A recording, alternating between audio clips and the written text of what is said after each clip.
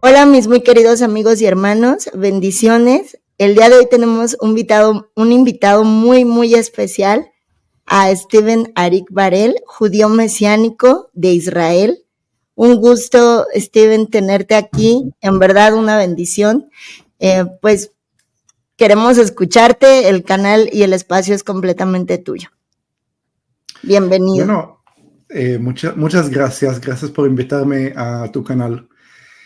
Y bueno, entonces mi nombre completo Steven Arik Barel y en pocas palabras voy a presentarme.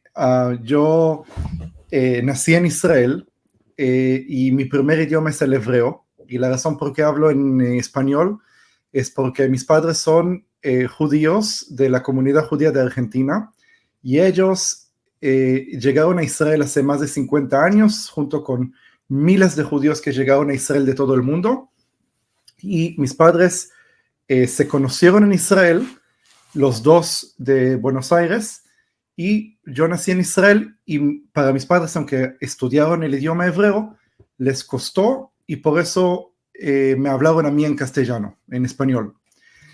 Y entonces crecí en una casa judía secular.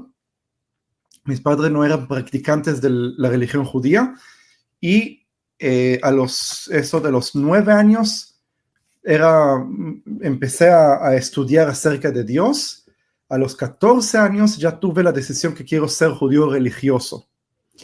Y empecé a estudiar la religión judía. Todos mis amigos eran judíos religiosos practicantes. Y a los 18 años más o menos, me encontré con otro israelí judío creyente en Jesús, ¿sí? Yeshua en hebreo. Yo prefiero usar el nombre Yeshua. Y empecé a hablar con él.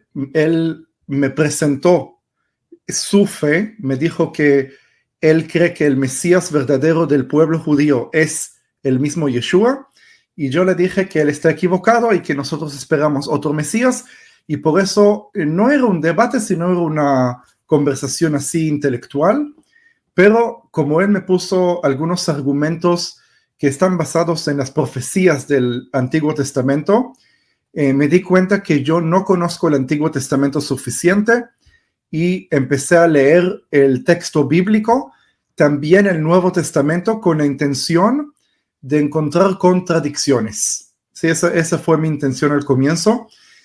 Y luego, después de unos 4 meses que leí el texto bíblico, también el Antiguo y también el Nuevo Testamento, llego a la conclusión que yo estoy equivocado.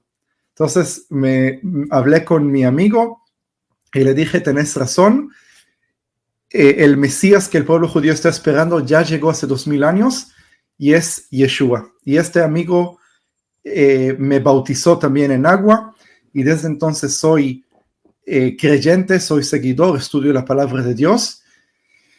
Y bueno, hice el servicio militar en Israel. Cuando lo terminé, busqué una manera de estudiar mejor el texto bíblico, conocer la tierra de Israel, y alguien me dijo que debo hacer el curso para ser guía.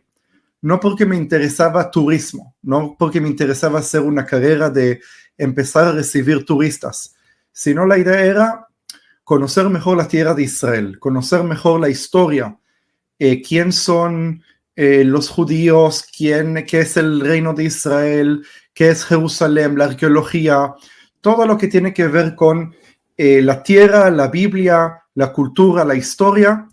Y poco a poco empecé a entender mejor todas las cosas, todo se conectó, y por eso decidí que sí quiero ser guía.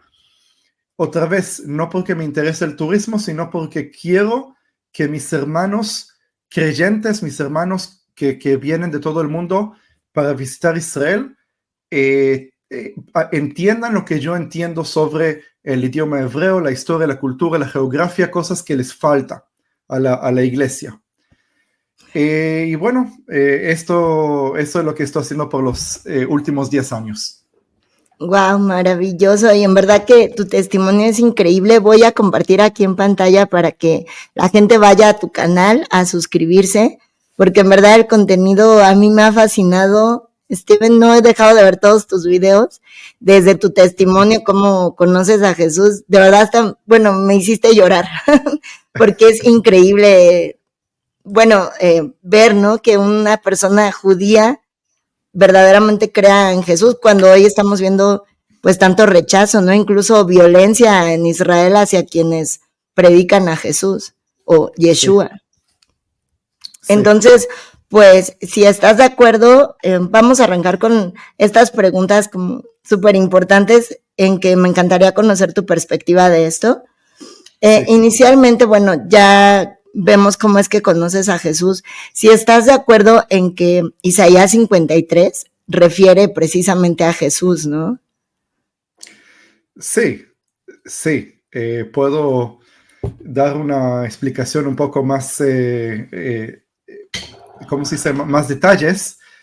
Es que la religión judía, hoy si le preguntas a un rabino, a alguien que no es creyente en Yeshua, le preguntas sobre Isaías 53, te va a decir, bueno, tenés que leer el contexto no solamente de Isaías 53, tenés que leer todos los capítulos que vienen antes, por lo menos los 15 capítulos antes de 53. ¿Por qué? Porque aparece en los capítulos 42, 44, 45, si no me equivoco, luego el 49, aparece el siervo de Jehová, el siervo de Dios. Y el siervo de Dios es llamado, si se lee Isaías 49, versículo 3, se ve que el nombre de ese siervo se llama Israel. Entonces los rabinos dicen, ok, si el siervo en todos esos capítulos es Israel, entonces el siervo que aparece en el 53 también debe ser Israel. Israel es el siervo que se lleva sobre él el pecado de toda la humanidad. Pero se puede ver, puedo decir tres cosas al respecto. Uno es que es imposible porque en Isaías 54, el que le sigue, o 55, ya no estoy seguro, pero en uno de los capítulos que le siguen al 53, aparece que el pueblo de Israel es un pueblo lleno de pecado, que sus labios están contaminados. Entonces, si dicen en el 53 que el siervo tiene limpios sus labios, ¿cómo puede ser que el mismo pueblo de Israel que tiene limpios sus labios en el 53, 2 capítulos después dice que sus labios son contaminados? Sí, eso no tiene sentido.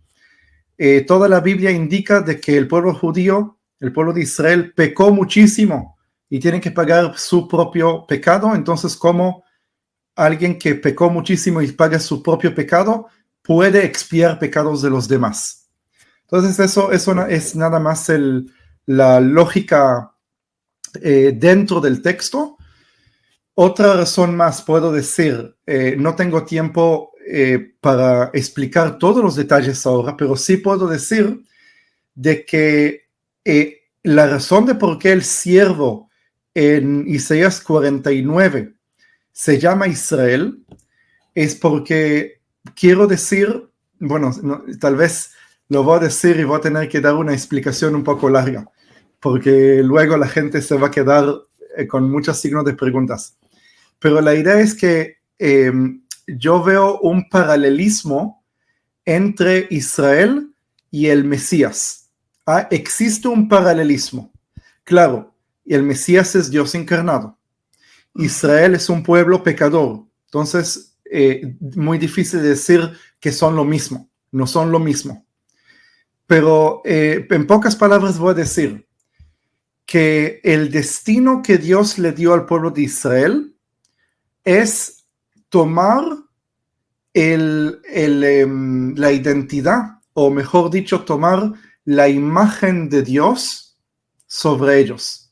Digo, el destino que Dios le dio al pueblo de Israel es ser Yeshua, es ser el Mesías. ¿Sí? Porque todos nosotros, todos los que nacimos de nuevo en Cristo, tomamos la identidad de Yeshua. Somos el cuerpo de Él. ¿Sí? Y lo dice en las cartas de Pablo, dice que Dios nos ha destinado a ser como su Hijo. Y por eso Yeshua cumplió el destino del pueblo de Israel, por eso también el Mesías se llama Israel. Y por eso Isaías 49, cuando dice en versículo 3, oh mi siervo Israel, en ese contexto se refiere al Mesías y no se refiere al pueblo de Israel. Pero tal vez las pocas palabras que di no son suficientes para que puedan entender todos los detalles. Eso lo podemos hacer en otro momento. En otro espacio, claro, si me das la oportunidad, sí, con todo gusto abarcaríamos ese tema. Sí, y el tercer punto, porque dije que hay 3 puntos, el tercer punto es que en el mismo Talmud, que es un libro que fue escrito por los rabinos unos 500 años después de Yeshua, ¿no? Es mucho más tarde. Hay algunas interpretaciones sobre Isaías 53 que hablan sobre el Mesías. Digo, el judaísmo, a lo contrario en el cristianismo, el cristianismo, la teología es lo primero. Digo, primero es la teología. Si hay diferencia entre teologías, ya está, nos separamos y cada uno se hace su iglesia, ¿no? Se hace su denominación. Uh-huh. En el judaísmo no es así. En el judaísmo la teología no es lo principal. Lo principal en el judaísmo es cumplir los mandamientos. ¿Sí? Es el hecho y no la fe. ¿Sí? El cristianismo dice, no, lo opuesto. Lo que quiso Dios es que seamos salvos por la fe, no por los hechos. El judaísmo dice, no. La ley de Moisés dice, si cumplimos las leyes, ahí podemos ser salvos. ¿Sí? Pablo también lo explica, de que los judíos tratan de alcanzar, exacto, tratan de alcanzar la salvación a través de los hechos. Que eso era la intención de la ley de Moisés, pero luego entendemos que es imposible. Sí, que tiene que ser a través de la fe. Pero el judaísmo, como no acepta esta teología del Nuevo Testamento, que es a través de la fe, tiene que ser a través de los hechos. Y por eso el judaísmo se enfoca en cómo cumplir los mandamientos de los detalles más pequeños. Se puede ver 2 rabinos hablando y lo que hablan es los detalles más sencillos y más prácticos de te levantas a la mañana, si tenés que decir esto, tenés que decir el otro antes o después. ¿Sí? Los rabinos casi no hablan de teología, casi no hablan de por qué Dios hizo esto y por qué Dios hizo el otro y por qué Dios dijo. Esa es la diferencia más grande que hay entre el judaísmo y el cristianismo. Y por eso, cuando se trata de teología, pueden haber muchísimas ideas diferentes y no necesariamente se estén de acuerdo uno con el otro. Mientras están de acuerdo cómo se cumplen los mandamientos, están todo bien. ¿Por qué digo esto? Porque en el mismo Talmud hay cientos de ideas sobre qué es Isaías 53, ¿sí? Y se puede encontrar que muchos rabinos interpretan Isaías 53 sobre el Mesías y hoy los rabinos modernos casi no usan esos pasajes del Talmud para no justificar el cristianismo. ¿Sí? Eligen ciertas interpretaciones que dicen que eso no es el pueblo de Israel y todo eso. Y cuando yo les muestro, pero había rabinos que interpretaron que es sobre el Mesías, entonces ahí empiezan a buscar algunas excusas, ¿no? Bueno, algunas excusas. Claro. Bueno, esos son los puntos. Y bueno, es increíble ver esto también de Jesús lo dijo, ¿no? Que él viene por el pueblo, las ovejas perdidas del pueblo de Israel, ¿no? Pero igualmente habla de que tiene otro redil, ¿no? Los gentiles. Entonces, esta parte supongo que es de lo que ellos no aceptan, ¿no? de que el Mesías vino también para los gentiles. Sí, incluso Pedro se sorprende, ¿no? Cuando en Pentecostés él ve que también, dice, no hace acepción de personas. Sí. Bueno, ese tema también. Sería También es un abarcarlo, tema, bueno, podríamos dejarlo así. Sí, hay que entender de que hay profecías que hablan de que Dios va de alguna manera a hacer que los gentiles lo adoren. Por ejemplo, Isaías 66, que dice que todas las naciones van a llegar a Jerusalén. Lo mismo dice en Zacarías, capítulo 14, que todos los gentiles van a llegar a Jerusalén. Pero lo que les faltaban a los profetas es entender el mecanismo, porque no hay ninguna promesa a los gentiles.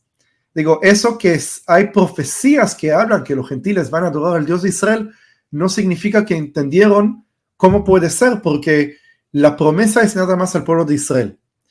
Y Jeremías 31, cuando dice que va a ser un nuevo pacto, y ese nuevo pacto es con la casa de Israel y con la casa de Judá, no es con los gentiles. Entonces, los profetas, incluso Pedro, incluso Pablo, en la carta de los Efesios, capítulo 3, versículo 1 al 6, ahí aparece el misterio de Cristo. ¿Y cuál es el misterio de Cristo?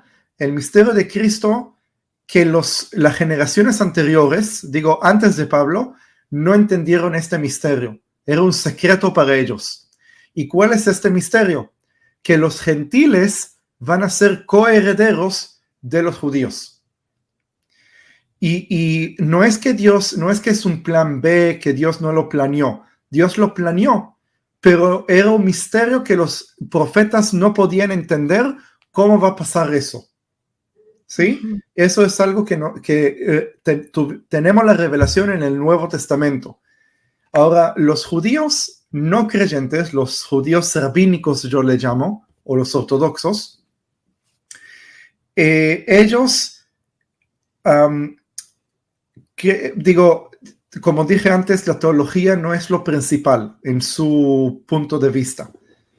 Sí, obviamente vas a encontrar rabinos que dicen su teología, pero siempre vas a encontrar otros rabinos con otras ideas diferentes, con una teología diferente. Entonces hay rabinos que yo encontré que dicen, no, los gentiles no son humanos. Estoy hablando de algo extremista. Sí, no todos los rabinos piensan lo mismo. Que no piensen que ahora los rabinos son... todos piensan así de tan duro y tan extremo. Pero algunos rabinos dicen, no, los gentiles no son humanos. Tienen forma de personas, pero no tienen espíritu. Entonces no llegan a un próximo mundo. Cuando mueren y no hay más, no tienen más vida. Nada más los judíos tienen un espíritu y por eso llegan al paraíso después. Pero eso, otra vez, eso es una teología muy extremista que no todos los rabinos están de acuerdo, ¿sí? La mayoría dice que los gentiles deben cumplir 7 mandamientos nada más, que son los mandamientos de Noé. No fornicar, no comer sangre, no idolatrar, y bueno, no me acuerdo los otros 7. Si los gentiles cumplen eso, son salvos, ¿sí? Y por eso hay un movimiento que se llama los noahitas, que son los que cumplen los mandamientos de Noé, que según la perspectiva judía, eso es lo que deben hacerlo. Y eso es más o menos la teología judía sobre los gentiles. No hay una idea que los gentiles tienen que judaizarse. Sí, no lo tienen eso en su teología. Exacto. Ok, gracias, Steven. Bueno, otra pregunta. ¿Es correcto llamarlo Jesucristo? Ya que esta es una pregunta que pues muchos gentiles que forman parte de esta creencia de que Cristo murió por nuestros pecados, son parte del cuerpo de Cristo, tienen como esa duda, ¿no? Sí, Bueno, hay que entender primero de que el nombre original es Yeshua. Así los padres lo llamaron, así sus amigos, sus discípulos, todos lo llamaron Yeshua. Entre paréntesis voy a decir, hay algunos que piensan que se llamaba Yahshua o algo así, pero fonéticamente no puede ser. Digo, la forma que el idioma hebreo está formado, no puede ser que sea llamado Yahshua, ¿sí? Sino es Yeshua. Y Yeshua es una forma más corta del nombre Yehoshua, que es la versión hebrea y original de Josué, ¿sí? Como el Josué que reemplazó a Moisés de la Biblia. Yeshua es un nombre común. Digo, tal vez hoy en Israel moderno muy pocos se llaman Yeshua, aunque existen, pero muy pocos se llaman así. Pero en la época del Segundo Templo, la época del Nuevo Testamento, tenemos muchísima gente que se llamaba Yeshua, y tenemos en la arqueología se encontró los nombres Yeshua en muchísimas partes, en tumbas, en diferentes cosas. Lo que pasa es así, que en esa época el primer idioma que se hablaba en todo el mundo era el griego, que el griego se llama lengua franca, que es como el inglés de hoy, ¿sí? Que todo el mundo habla inglés, aunque no es su primer idioma, pero el inglés está ahí para poder comunicarse con extranjeros. Digo, un mexicano y un alemán hablan entre ellos inglés porque es la lengua franca. Lo mismo el griego. Todo el mundo hablaba su idioma materno, si es arameo, si es, no sé, persa, si es árabe, lo que sea.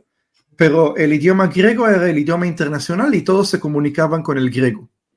Y por eso los discípulos, los apóstoles, cuando escribieron los evangelios, ya escribieron los evangelios en griego y usaron el nombre de Yeshua en su versión griega. Y cuando yo digo su versión griega, ¿a qué me refiero? Los griegos escuchan el nombre Yeshua de los judíos que hablaban arameo, y a ellos les costaba pronunciar el nombre Yeshua por varias razones fonéticas. Primero, que no pueden pronunciar el sonido sh, ¿sí? No lo pueden pronunciar. Si yo le voy a pedir a un griego decir la palabra shalom, ¿sí? Entonces, que significa paz en hebreo, él me va a tratar de hacer su esfuerzo, pero al final lo único que va a alcanzar a decir es Salom, ¿sí? Entonces no puede pronunciarlo. Y aparte que en la cultura griega, todos los nombres terminan con S. Sí, ya están acostumbrados. Es como, mi nombre es Steven, que es un nombre americano. Mis padres les gustó las películas de Steven Spielberg, y por eso me pusieron el nombre Steven, que no es no argentino y no israelí. Pero los que lo hablan hispanos, en su mayoría, no todos, pero les cuesta comenzar una palabra que empieza con S. S y, ¿cómo se le dice? Que no tiene un vocal después de la S. ¿Consonante? No. Consonante. Sí, bueno, perdón que no estoy seguro cómo se dice. Pero, por ejemplo, en inglés se dice spaghetti, o en italiano también se dice spaghetti. Entonces los habla-hispanos van a decir espagueti, ¿sí? Porque no pueden fonéticamente expresarse de otra manera. Entonces, Steven también les cuesta decir Steven, entonces me dicen Steven, porque fonéticamente no les sale. Entonces lo mismo los griegos trataron de decir Yeshua.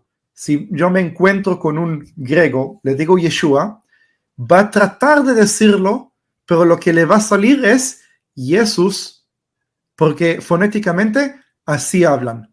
Lo mismo, no sé, un chino que no le sale la R, entonces, no sé. Claro, en vez de carro, ¿no? Por ejemplo. Sí, te va a decir calo, ¿no? Porque aunque lo va a tratar de hacer, no le sale. Y por eso Yeshua se convirtió a Jesús en griego, y así funciona el idioma, y por eso los mismos discípulos de Yeshua, que todos los textos que encontramos, los más antiguos, son en griego, no son en arameo, no son en hebreo, ¿sí? Y por eso no tenemos nada que indique que fueron escritos en hebreo.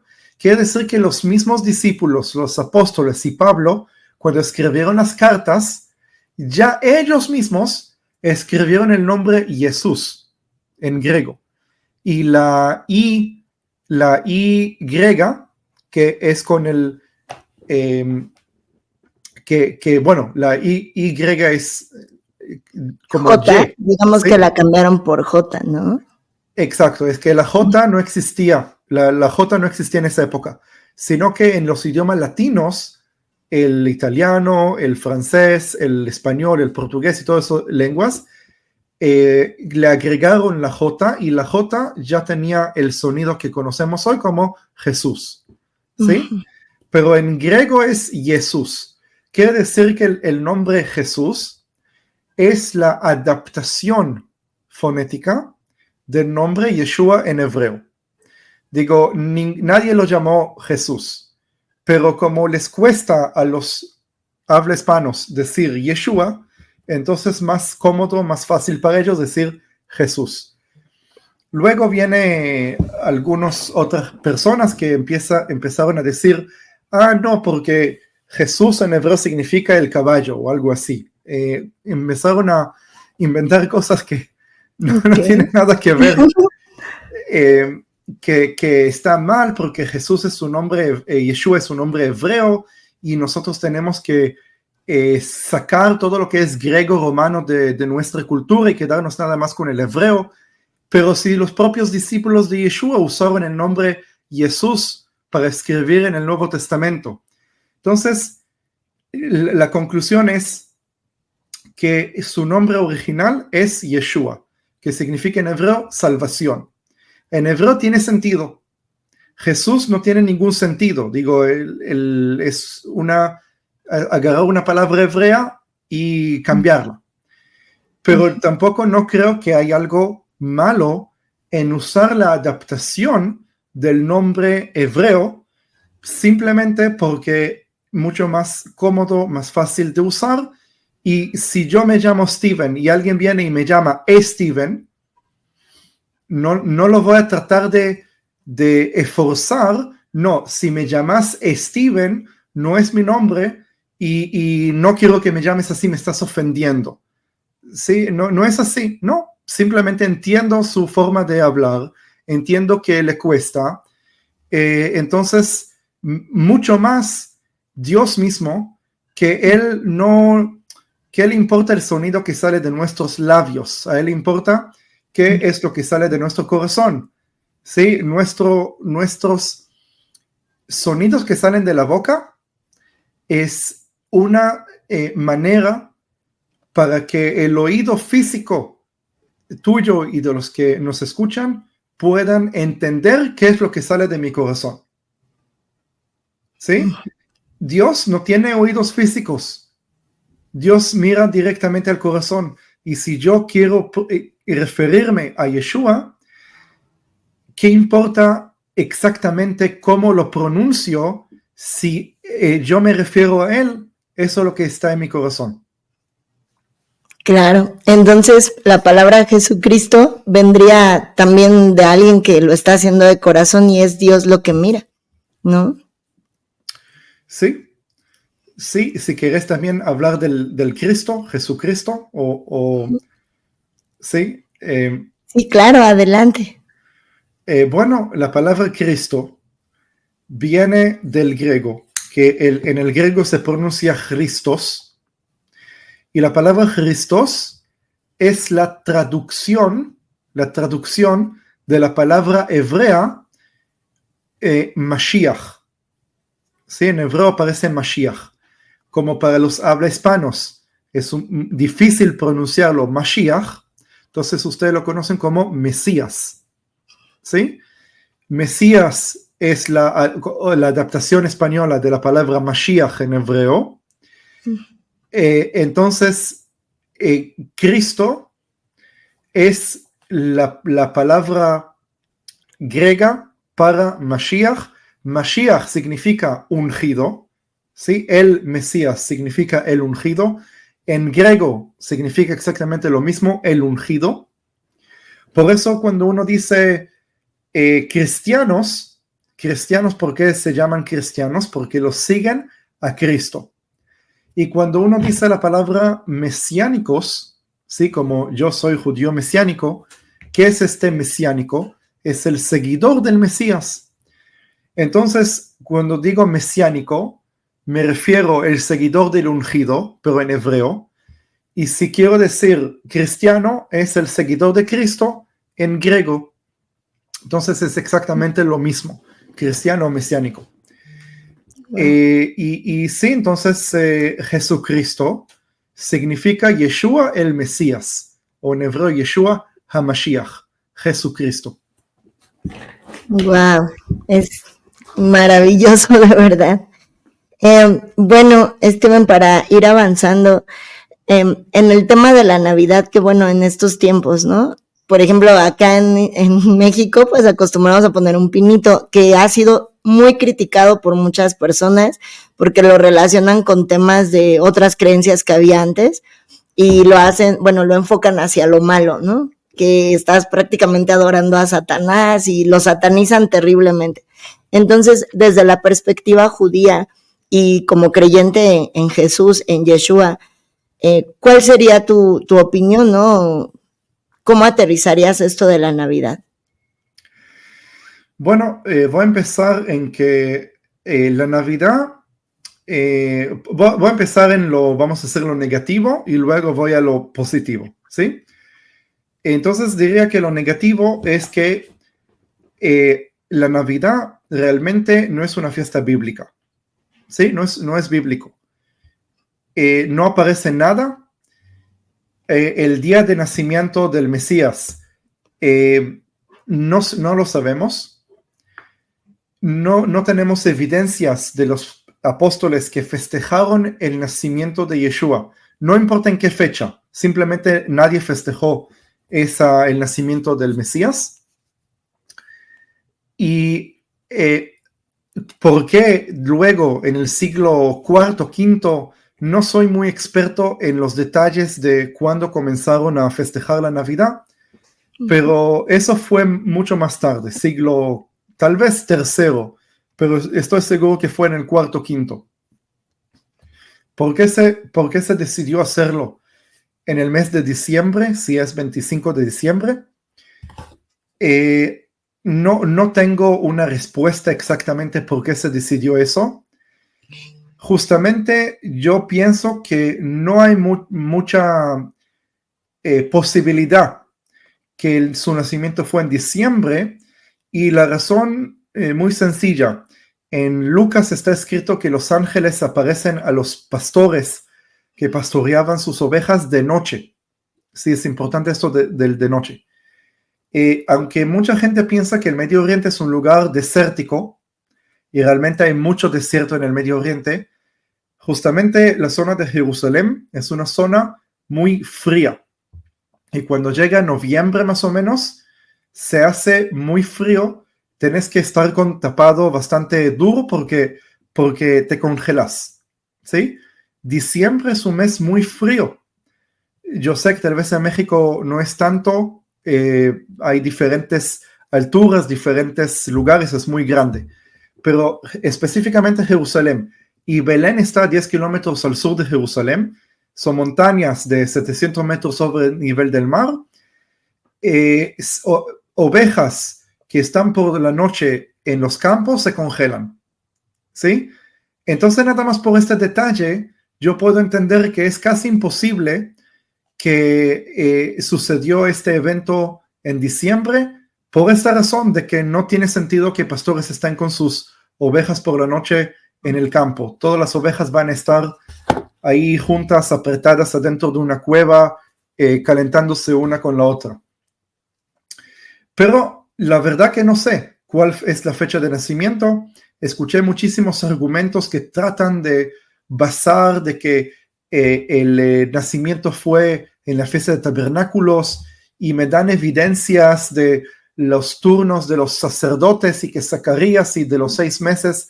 Bueno, hay muchos detalles, pero ninguno de esos detalles realmente me convence de creer que el nacimiento fue en esta fecha o en la otra. Y podría ser cualquier fecha, puede ser que realmente nació en Sukkot, en tabernáculos, pero no tengo la evidencia que esté convencido. De todas maneras, ¿cuál es la razón que se festeja el 25 de diciembre? Mucho antes del cristianismo había muchísimas culturas que celebraban esa fecha. ¿Por qué lo celebraban esa fecha? Porque ese es el día más corto del año, cuando la noche es la más larga del año. Y desde entonces, desde el técnicamente, astronómicamente es el 21 de diciembre, pero en la antigüedad se veía como el 24 o el 25 de diciembre. Y por eso, como hay un evento astronómico que el día empieza a alargarse, entonces las culturas antiguas festejaban el nacimiento del sol, que el día se empieza a extender, el sol se hace más fuerte. Y por eso la Navidad, que no sé qué nombres tenían antes en diferentes culturas, se festejaba esa fiesta.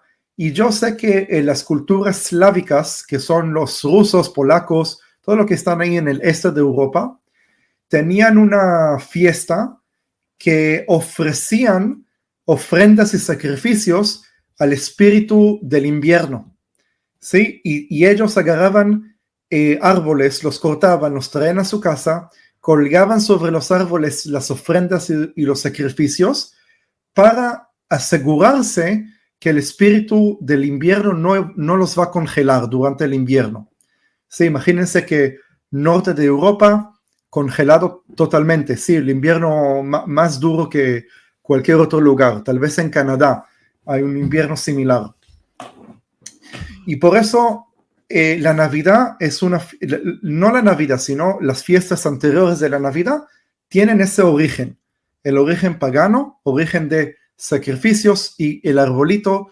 Y creo yo, no puedo estar seguro 100%, que ese espíritu del invierno que los eslávicos y los nórdicos también no adoraban, sino le daban ofrendas y sacrificios, los rusos lo llaman hasta el día de hoy el abuelo no sé cómo traducirlo bien, el abuelo de que congela, algo así, ¿sí? Ded Moroz, así se dice en ruso. Y ese Ded Moroz es exactamente el mismo Papá Noel, el mismo Santa Claus. Entonces, ¿qué es lo que pasa? El Evangelio llega a Europa y llega al norte de Europa. Entonces empieza mucha gente a convertirse al cristianismo. Pero llega un momento donde la mitad de la población es cristiana, la otra mitad de la población sigue adorando a sus dioses y haciendo sus costumbres. Y ahí hay ¿cómo se dice? Sincronismo. Se empiezan a mezclar cosas. Porque, puede ser que hay algunos que dicen, no, yo esto no festejo, esto es de pagano. Otros, él es cristiano, pero su familia no, entonces su familia festeja esa fiesta con el árbol, los sacrificios y todo eso, y él no. Pero ya su hijo, tal vez es cristiano, pero ya creció mitad y mitad. Entonces, como que estas costumbres empiezan a entrar dentro de la cultura, incluso cultura que ya se cristianizó. Los misioneros, evangelistas, los que van a evangelizar, tienen dos opciones. o que van a evangelizar en forma agresiva, ¿sí? En forma agresiva, diciendo, ok, todo lo que ustedes creían hasta ahora, todo lo que ustedes practicaban hasta ahora es todo basura, es todo idolatría, es todo cosas que Dios no quiere y por eso tienen que quitarlo 100%. De esta manera es muy difícil de trabajar. ¿Por qué? Porque los mismos paganos lo van a rechazar, van a decir, no, ¿por qué voy a renunciar todo lo que yo conozco, todo lo que crecí, todo lo que... y los que sí nacieron de nuevo y entregaron su vida a Cristo y todo eso, es muy difícil arrancar tradiciones que están tan profundas dentro de la cultura. ¿Sí? Y aunque saben y entienden que eso no deben hacerlo, van a seguir hacerlo de todas maneras. Perdón. Y lo que pasa es que los misioneros evangelistas tienen otra forma de evangelizar, una forma un poco más suave, vamos a decir. Y obviamente que puede haber discusiones, tal vez no todos van a estar de acuerdo uno con el otro. La otra opción es hacer lo que hizo Pablo cuando llegó a Atenas. Pablo, cuando llegó a Atenas, él habló con los griegos paganos y él usó la teología de los mismos griegos paganos. Y les dice, ustedes están adorando, entre todos los dioses que están adorando, hay un Dios que no tiene nombre. Y yo vine a anunciar ese Dios que no tiene nombre. Entonces, ¿qué hizo Pablo? Pablo, si él los va a evangelizar de manera agresiva, en el sentido de que todos estos dioses son falsos y tírenlos y rómpenlos, la reacción va a ser muy dura. Lo van a matar o que no lo van a querer escuchar o no lo van a entender, ¿sí? Ahora, no es que es mentira, es verdad, todos esos dioses son falsos, hay que destruirlos, no es mentira. Pero lo que Pablo hizo es usar la teología de ellos para que ellos entiendan el evangelio. Entonces, obviamente, Pablo no está diciendo, sigan adorando a sus dioses, no es lo que Pablo le dice, es que primero escuchen qué es lo que ese Dios que ustedes ya están adorando dice. Y luego cuando lo entienden, ahí pueden destruir todo el resto de los estatuas y los ídolos. Entonces muchos misioneros llegan a Europa, empiezan a evangelizar y dicen, ok, ya hay un evento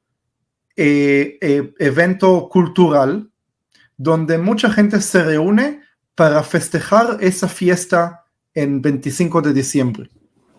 Tal vez podemos aprovecharlo.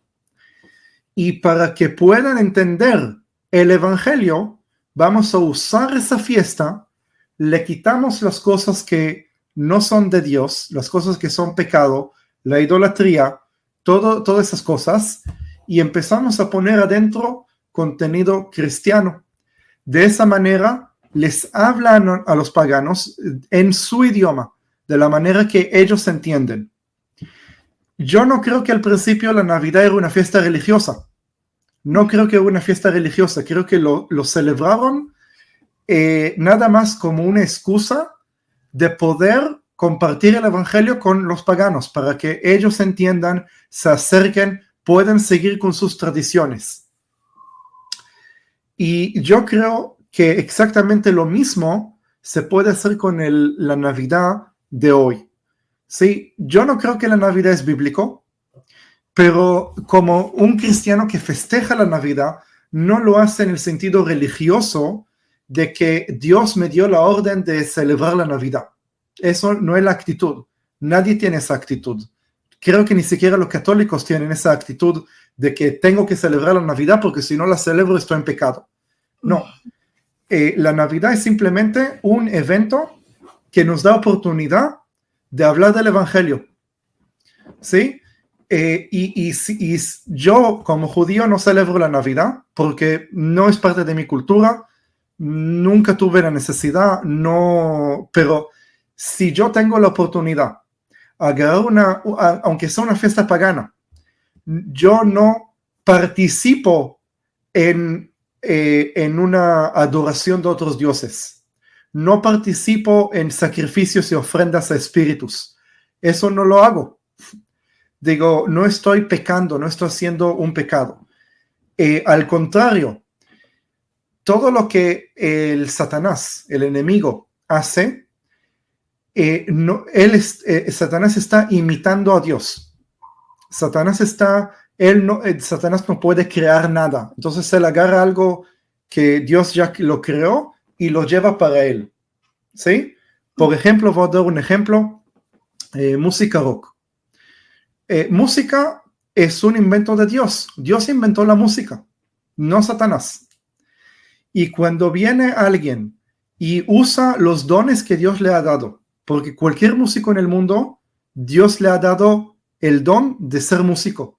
Y también si no es creyente, el don ya lo tiene. Si es ateo, si es anticristiano, no importa lo que, él nació con un don de músico. Y él puede usar ese don según el propósito que Dios le dio ese don, que es adorarlo a Dios, o puede usar ese don para sus propios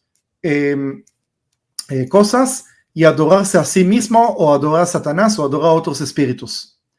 Pero cuando yo agarro algo, por ejemplo, música rock, que mucha gente, muchos rockeros, vamos a decir, adoran a ellos mismos o adoran a espíritus, yo puedo agarrar esa música y decir, no, Dios inventó la música, Dios te dio el don de músico y ahora yo voy a redimirlo.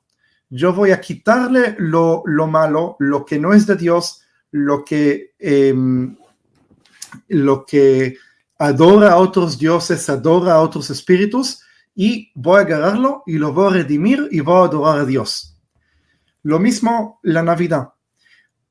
Yo no le veo sentido que el 25 de diciembre es una fecha especial, pero el hecho que todo el mundo, creyentes y no creyentes, se reúnen, hacen una fiesta, es parte de su cultura, y yo puedo usar ese evento para poder hablar del nacimiento de Yeshua, aunque no sea su nacimiento en ese día, no hay ningún problema de usarlo. No estoy participando en nada pagano, en nada que aunque sea origen pagano, ¿no?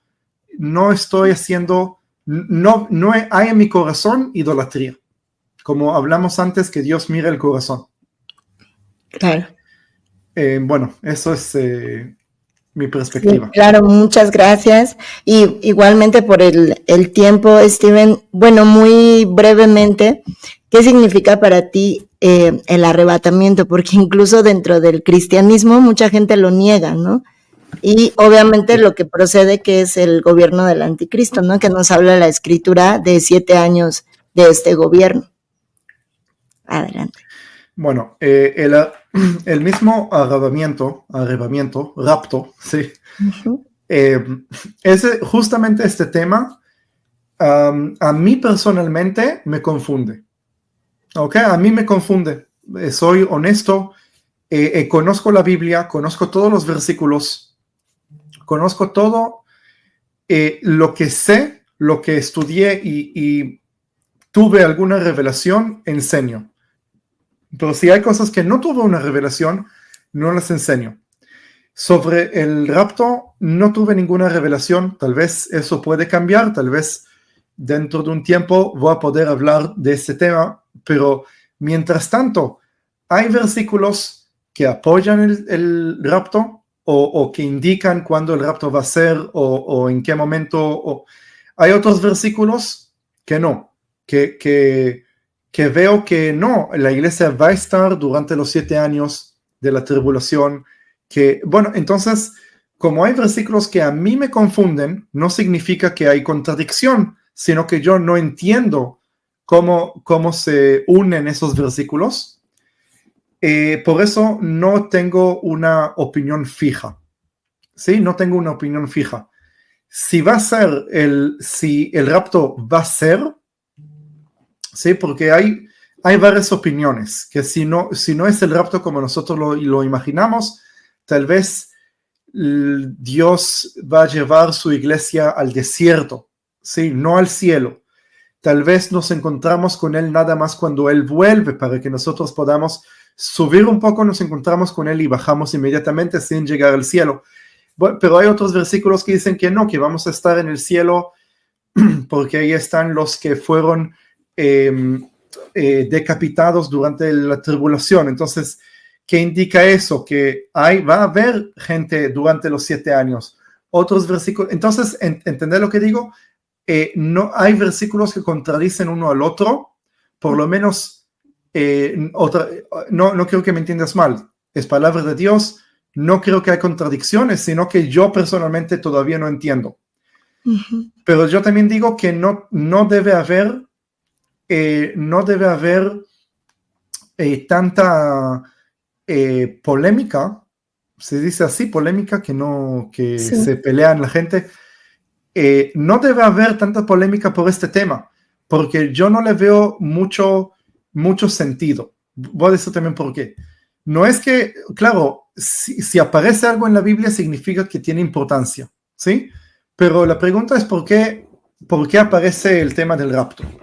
Aparece porque Dios nos quiere dar un tipo de consolación, ¿sí? Porque nosotros sabemos que vamos a sufrir, sabemos que van a llegar tiempos duros y Dios nos quiere decir de que Él conoce nuestras dificultades, sabe que vamos a pasar por algo duro y Dios sigue estando con nosotros y nos va a proteger cuando hace falta, ¿sí?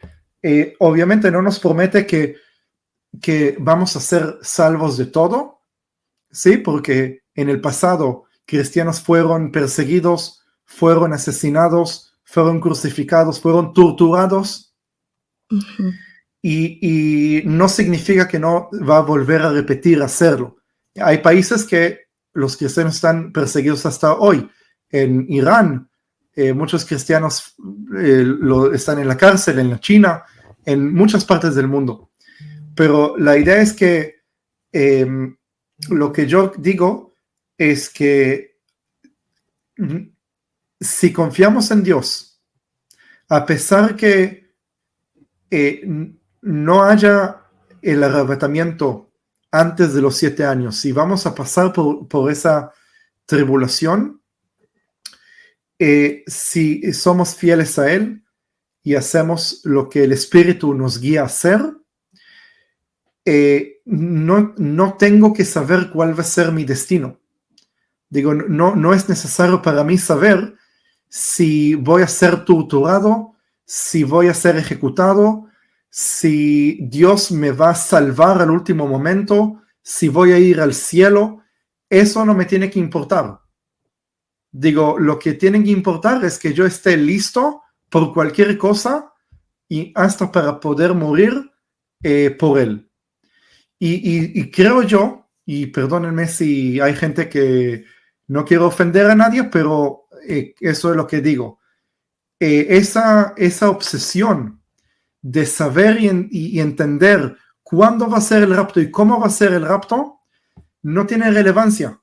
Digo, hay que enfocarnos en otras cosas. Eso no tiene mucha... Tal vez esa es la razón por qué no tengo la revelación. Sí, porque no busco el tema de cuándo exactamente y en qué momento, porque me prefiero enfocarme en estar listo, ¿sí? En mantenerme en santidad, mantenerme en oración. No es que yo soy el más santo, no es que estoy orando todo el día, tengo mucho para mejorar y justamente enfocarme en estos temas del rapto no me va a ayudar en ser más santo y orar más y estar más en lo que necesito que hacer. Y sobre el anticristo, Bueno, también ese es un tema bastante largo, pero sabemos que en Segunda de Tesalonicenses está escrito que no va a llegar el Señor hasta que no se revele, no me acuerdo cómo está escrito en español, pero se refiere al anticristo, ¿sí? Que va a poner esa abominación, esa estatua que Apocalipsis dice que va a tener una fuerza para hablar por sí misma. Tal vez esto es la inteligencia artificial. Sí, tal vez que esa abominación es la inteligencia artificial que de alguna manera va a estar en la imagen del mismo anticristo, y esa imagen, no sé, tal vez inteligencia artificial va a poder hablar, pero eso va a pasar cuando haya un templo en Jerusalén. ¿Sí? Ujú. Y sobre el templo de Jerusalén también se puede hablar horas. Claro, yo creo que sería, si nos das la oportunidad, pues de volverte a invitar y tocar todos esos puntos que quedan, ¿no? Por ampliar. Sí. Yo particularmente, bueno, he estudiado acerca del arrebatamiento para no extenderme, y lo único que, bueno, yo he entendido es que la iglesia, como nos dice Primera de Tesalonicenses, del 1 al 10, del capítulo 1, versículo 10, dice que esperar de los cielos a su Hijo, ¿no? Al cual resucitó de los muertos, a Jesús, quien nos libra de la ira venidera, entendiendo que esos 7 años son la ira de Dios desde el primer sello, ¿no? Incluso Isaías 10 habla de que pondrá su ira en Asur, ¿no? Y entonces se interpreta que este es el anticristo. Y bueno, Sí. lo del desierto, Apocalipsis 12, habla de la mujer de las 12 estrellas, refiriendo a Israel, ¿no? Las 12 tribus, y es a los que llevará al desierto, a ese remanente, ¿no? Porque dice que aparecerán los 2 testigos. Bueno, por eso es que interpreto esto. Y a su vez de los mártires, pues que son gentiles que finalmente no estuvieron como parte de la iglesia, y esos van a ser los que mueran por el evangelio del reino, ¿no? Que es diferente al evangelio de gracia que hoy predicamos. Bueno, en la perspectiva de lo que he entendido, podremos abarcar este tema más adelante. Y bueno, Steven, Está para bien, finalizar, sí. ¿sí? Dime. Sí. No, digo que está bien porque, otra vez repito, yo no investigué, estuve tan enfocado en investigar otras cosas que Claro. este tema del arrebatamiento no me enfoqué tanto. Digo, conozco los versículos, pero no hice un estudio como hice el estudio de otros temas. No puedo ser experto en todo a la vez. Y por eso... Es como armar ese rompecabezas, ¿no? Exacto, sí. Sí, no, claro, sería un tema muy importante si tú estás de acuerdo, muy interesante de compartir. Y bueno, pues para finalizar, Steven, quiero pues mostrar acá en pantalla sobre tu libro. Tienes un libro el cual la verdad yo lo estoy empezando a leer ahorita en LinkedIn porque me está tardando mucho en llegar el físico. Lo voy a poner acá en pantalla, está en Amazon. No sé si ahí ya aparece, sí, ¿verdad? Sí, sí lo veo. Ajá, entonces pues invitar a las personas, voy a dejar el link en la descripción del video para que puedan adquirirlo. Yo lo estoy leyendo online, en lo que me llega el físico, y está maravilloso. Tiene, bueno, si tú nos quisieras dar como una introducción para que las personas vayan a comprarlo. Sí, entonces yo, de los 10 años que soy guía y llevo mucha gente a Jerusalén, me doy cuenta que tengo demasiados información, demasiadas cosas que explicar, que la gente se queda en shock cuando les muestro el Monte de los Olivos y el Monte del Templo y les explico todo lo que está escrito en la Biblia sobre Jerusalén, que decidí es empezar a escribir todo. Y bueno, la idea es que este libro, Jerusalén desde el paraíso hasta la eternidad, hago un análisis completo de qué es Jerusalén.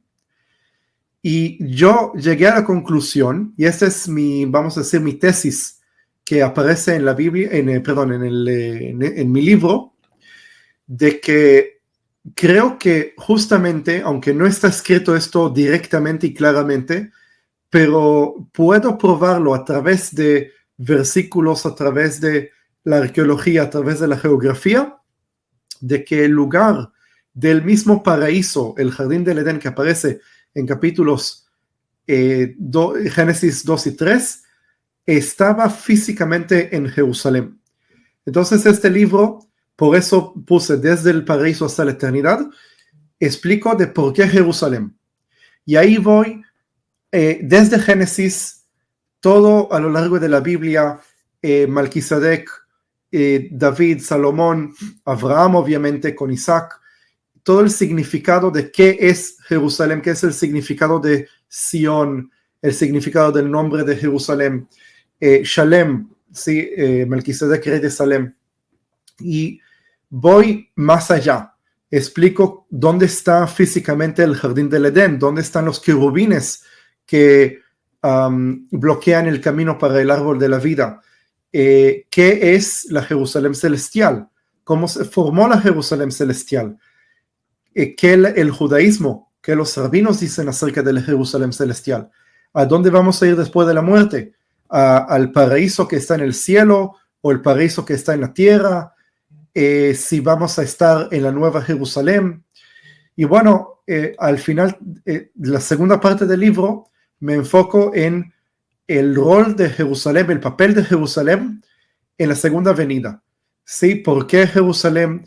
Explico que Jerusalén es la misma herencia de Abraham y por qué los gentiles tanto anhelan tener Jerusalén, por qué Yeshua va a volver a Jerusalén, cómo Jerusalén va a establecerse como en la capital mundial, que todas las naciones del mundo van a llegar a Jerusalén. Y explico que no hay sentido que si algunos dicen que el paraíso, el jardín del Edén estaba por ahí en Irak,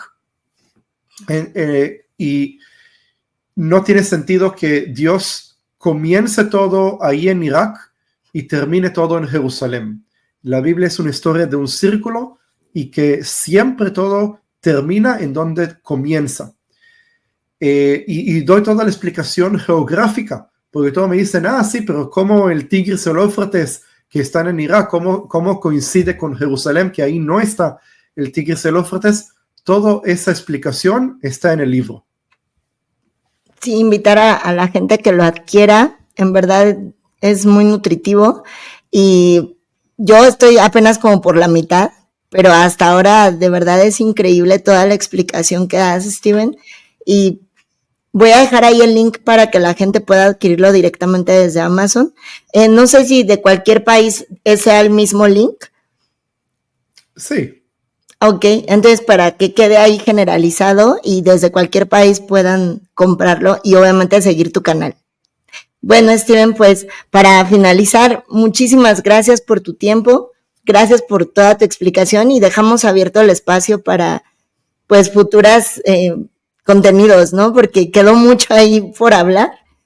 Entonces, sí. Este es tu canal, Steven, muchas gracias por tu tiempo, que Dios te bendiga y es una alegría conocerte. Igualmente, muchísimas gracias por invitarme. Bendiciones. Gracias. Bueno, que estés muy bien y bendiciones a todas las personas que estuvieron viendo el contenido. Amén. Chao, Steven. Gracias.